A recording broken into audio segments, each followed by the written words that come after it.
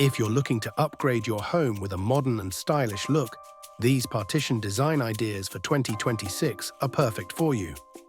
Wooden and slatted partition designs are one of the biggest trends in 2026. They add warmth, elegance, and privacy while keeping your space open and airy. Glass and metal frame partitions.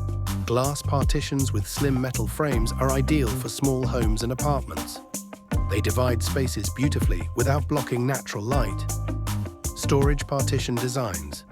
Modern storage partitions offer a smart two-in-one solution.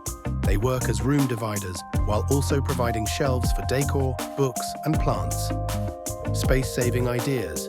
For compact homes, lightweight and open partition designs help maintain ventilation, brightness, and a clean modern look. Which partition design do you like the most? Let us know in the comments, and don't forget to subscribe for more modern home and interior design ideas.